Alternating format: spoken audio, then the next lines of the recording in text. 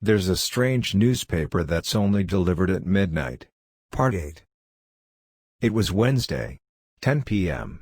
The sky above me was dark and overcast, but not cloudy enough to hide the bright spot I knew was the perfect being. Over the last couple of days Stephanie, the removal doctor, and I had been watching it, tracking its slow descent almost obsessively. It was like a meteor falling in slow motion. It would be just as destructive. The wind was picking up, swatting at my face with what felt like invisible hands. I didn't mind, the cold felt nice against my aching forehead. I took one step forward, the concrete crunching beneath my shoes, and reached the edge. The cold, dark asphalt of the street below was like a second night sky, tiny chunks embedded in the tar twinkling like stars. I lifted one foot over the edge. And it began. A barrage of visual information exploded through my brain. This wasn't like a dream, wasn't like picturing something in your mind. This was different. The pictures were clearer than any dream I'd ever had, as clear as reality itself, and they had a strange weight to them. Like what I was seeing was true somehow, like it was a fact etched into the very nature of the universe. I saw a row of houses, windows broken, blood splatter on the driveway, one of them spitting fire and pillars of smoke. I saw a group of people, wild-eyed, mouths open wide, teeth bloody and lips mangled and ripped. I saw a blinding light, a light with arms and legs and "What the fuck are you doing?" I opened my eyes, I hadn't even realized I'd closed them. I turned around to see Stephanie walk out of the door to the stairwell. We were standing on the rooftop of the shitty motel we'd been staying at. "Did you leave me with that psycho to come up here and do this?" Stephanie asked. Where I began. Then Stephanie opened the door wider and the removal doctor walked out and onto the concrete roof. "This is stupid. Seriously stupid. You don't know how the lead game affects people. You don't know if playing it causes the visions to come true." Stephanie said. "Well, they're going to come true anyway, aren't they? You both have, and I read about you in the paper." "Nice.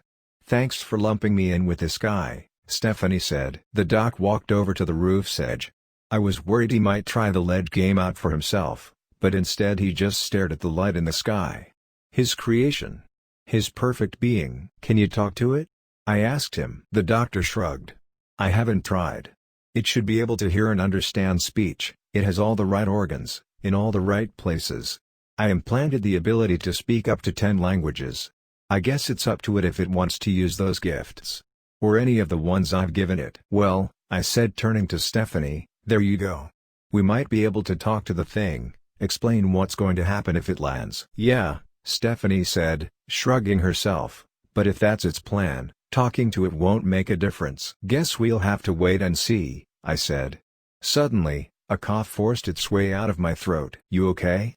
Stephanie asked. "Yeah. Must be coming down with something." "Well, let's wait in the room, okay? The new paper's due soon." 2 hours later, I was sitting on my bed in the motel, a wet towel over my eyes. The migraine had gotten worse, once again. The pain was like a mountain range. Just when I thought I'd hit a valley and it would subside, another peak would rear its jagged head and spear me right in the brain. It seemed that one of my hands was always clasped against my temple, massaging it. I was starting to get nauseous too, to the point that I hadn't eaten anything since noon. "We need to go to an urgent care or something," Stephanie said. "I can't believe I'm saying that with a doctor in the room." "Well, he's not exactly a normal doctor, is he?" I said, massaging my forehead again. "Besides, if I get into a car now I'm going to puke. Just let me rest for a bit. It'll get better. It always does." Stephanie said, "and we're just gonna pretend this has nothing to do with the paper, right?" I shrugged. "I don't know what we can do about it now anyway. We have to stop the perfect being. That's more important than any migraine, no matter how bad it is." Yeah. You're not reading the next one, that's for sure." "Don't think it's coming," I said, covering my eyes with the towel again. "What do you mean? It's almost 12:15. The paper's never been late before." I heard Stephanie open the motel room door and then shut it. "You're right," she said finally. "There's nothing out there." "That can't be good, right?" I asked. "No.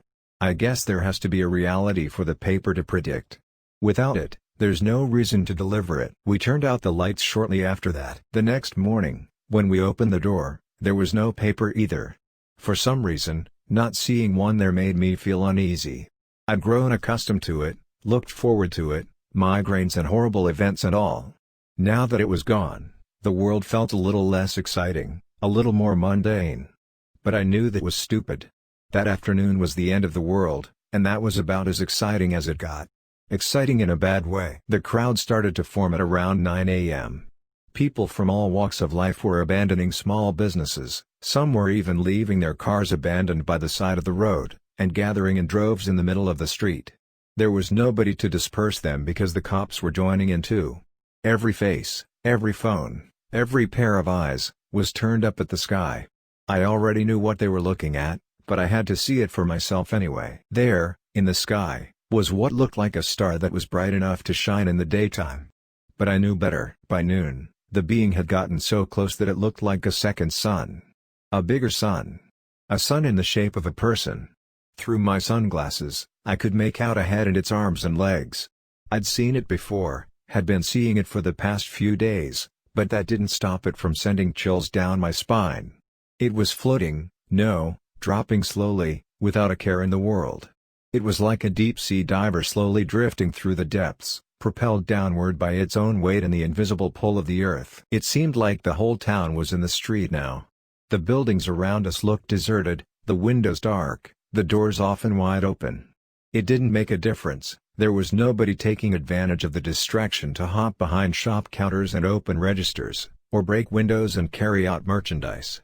All eyes were glued to the sky. By 1 p.m., the thing was close enough to see clearly without squinting. It was huge, it had to be around 20 feet in length. Sure, I'd known in the back of my mind that it had to be that big, not just because of what the article had said. For something to be clearly seen, at the altitude this thing appeared at, it must be massive. Yet it seemed to retain some sort of elegance. It wasn't a bulky, unwieldy, hulk of a thing. It didn't flail as it fell or roll up in a ball in anticipation of the collision. It was holding a pose, head tilted toward the sky, feet pointing down in what could have been a ballet stance. Its arms were held above its head in a V shape. It looked angelic. Important. Meaningful. But it also looked wrong. This wasn't supposed to be there. I averted my gaze. It was too bright. Looking at it made my migraine feel 10 times worse. The wailing started not long after that. It was a sort of hum, like an involuntary sound that spread throughout the crowd. It was as if people had been trying to hold in their cries, but once the thing got closer, it was impossible. People were bawling, collapsing to their knees.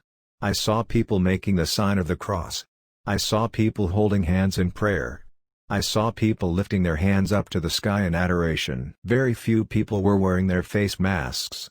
Maybe some of them thought that this was an angel. Something coming down to heal the world, to eradicate this modern plague and make it all right. It would eradicate the plague all right, the problem was that it would take everything else with it too. "This is fucking wild," Stephanie said. Immediately, a man shot an angry look in her direction. Like what she said was blasphemy, like you couldn't curse in the vicinity of something that looked so holy. This was bad. It was about to get a whole lot worse. By 2 p.m., the being was so low in the sky that it started to become obvious where its trajectory was leading it. And it wasn't here. A soft little gasp made its way throughout the crowd. People had been so caught up in admiring the being, that they hadn't thought of where it would land. But not that they were seeing that it wasn't going to land there, they were indignant. Dozens of people rushed to their cars, pushing past each other with absolutely no regard for each other's safety. It was as if people forgot that other human beings were made of flesh and blood. Elbows flew into faces, hands connected with faces and drew blood. Everyone and everything was an obstacle. And there was only one finish line. The next town over. This was exactly like the article. Stephanie, the doctor, and I piled into my car. I started the engine and put the boom. Something connected with the driver's side door. I was slammed to one side, my neck catching the seatbelt as my body tried to launch itself across the car's cabin. My headache screamed in response. I turned to look at Stephanie. She was in a similar state of pained anger. She was rubbing her neck and the places in her torso where the seatbelt had held her in place. "What the fuck was that?" she asked, her voice raspy. "I don't know," I said, my head pounding.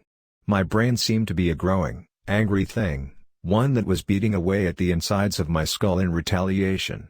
I coughed again, this time so hard that it spread burning agony through my chest. It felt as if my lungs were falling apart. I turned to look at the removal doctor. He hadn't been wearing a seatbelt. He was slumped over in one side of the car, but his eyes were wide open. I saw him stretch, heard his joints pop, then he simply scooted over and resumed his place in the back seat. He didn't look hurt in the slightest. "Are you okay, Doc?" I asked. He nodded. "No permanent damage on both of you that I can see. I can remove the pain anyway." "No thanks," I said. Finally, the safety of everyone in the car confirmed, I turned to look out my window.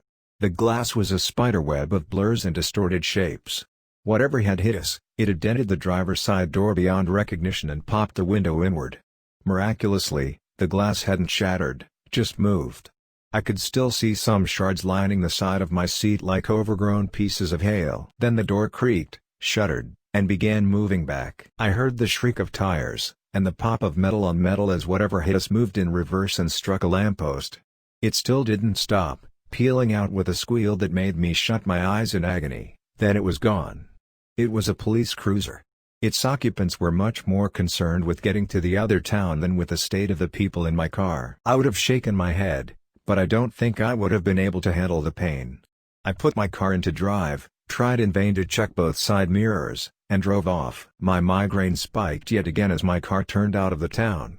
The road seemed to blur and distort with every throb of my head. The world was a wobbly, unstable, too bright mess of shapes and painful, sharp sounds. Traffic. Sirens. A few cars wrapped around streetlights or each other. It was chaos. Soon, I could see why.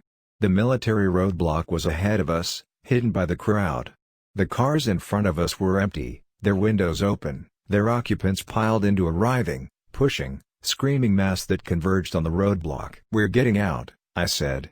Stephanie nodded. Almost immediately after getting out of the car, we were assaulted by the shrieking voices of the mob. They were demanding entry into the town, claiming that the roadblock was some sort of ploy to keep them away from the being. If only they knew. I scanned the angry faces, not finding anything out of the ordinary. "What are you looking for?" Stephanie shouted. A mass of bodies pulled and pushed, taking us to the roadblock whether we wanted to or not. The article made it seem like there was a reporter, right? Someone who witnessed the events in town and then wrote about them in their point of view. But there's no one that looks strange. There hasn't been anyone like that at any of the events that have come true. You're right. I hadn't thought of that. Maybe they look like a normal person, she said, glancing sea of bodies that churned and bobbed ever closer to the military personnel. Someone slammed a shoulder into my back, almost toppling me over. Stephanie grabbed my arm and pulled me up. With one hand. Her article had been right. She was stronger than she looked. I turned around to grab the removal doctor's collar. "What are you doing?" Stephanie asked. "We can't get separated, and we shouldn't be standing here." "Holy shit," Stephanie said, her eyes wide. She had remembered the article too. Stephanie took control. She pulled me, and the removal doctor, as she moved. With one hand held out in front of her, and the other wrapped tightly around my wrist, she began working us toward the side of the road. "Fuck off." I heard her yell as she thrust her free hand into a man's chest. The man crumpled like she tackled him instead. I had to focus on keeping my feet grounded, otherwise, Stephanie's strength would have dragged me off my feet. I pulled the doc along, my fingers aching with the effort. It took her almost half an hour, but Stephanie broke through the crowd and pulled both me and the doctor onto the sidewalk. I massaged my wrist. She was so strong that her fingers had left bruises on my skin. I didn't mind. The new pain took the focus off of my migraine. "Jesus Christ," I said, looking at the crowd. It seemed to have doubled in size. They seemed to have gotten angrier too. The people at the head of the beast made of hundreds of bodies were shouting at the men and women in fatigues. The fact that the people behind the roadblock were armed seemed to make no difference at all. One of the women in uniform tightened her hands around her rifle. The men and women next to her did the same. There was a shared tension, one that was getting worse by the second. It was as if they were all part of one big, complex muscle. One that was struggling against a massive weight. One that was just about to snap under the pressure. Bang! I didn't see where it happened, but one of the people in uniform pulled the trigger. A gasp erupted through the crowd. It was a tiny, gentle thing. Like a whimper. It didn't stay tiny or gentle for long. Soon there was shouting, indignation spreading like a virus. People were getting bolder, moving closer, Hands pulling up into fists, fists pulling back. Bang! Bang! Bang! I saw the rifles this time. It would have been hard not to, almost all of them had fired. The people who were hit got up in seconds. There was no blood, only limbs that flopped weirdly, bending at angles they weren't supposed to. Rubber bullets. Yeah, I said, finding my voice. That was my dad. He passed away a few months ago. Oh, I'm sorry. That's awful. He seemed like a nice guy. Kept to himself. Sounds like him all right, I said. Then froze. The man was holding something. Something I knew all too well. So listen, someone knocked on my door and left this on my doorstep. Scared the crap out of me. It seems like a bunch of us got it. Did you get one? I looked at the welcome mat. It was empty. No. But I wouldn't open that. It might be dangerous. The man chuckled. I was thinking the same thing. Oh well, thought I'd ask around. Have a good night. You too. I said, then froze. A bunch of us? I ran out into the street like a madman. 1, 2, 3, 4. It was at every house. Every house on the block. Except for mine. Now I knew what the removal doctor had taken, and where he'd put it. Whatever it was that made me get the paper. And now who knows how many people had it. If you're reading this and you hear 3 knocks on your front door at midnight, do not open the package on your welcome mat. Whatever you do not read the paper. If anyone you know tells you that they got one too, please tell them, beg them if you have to, not to read it. I'm going to go through my dad's notebook and post what he wrote here. Maybe I'll find more answers there.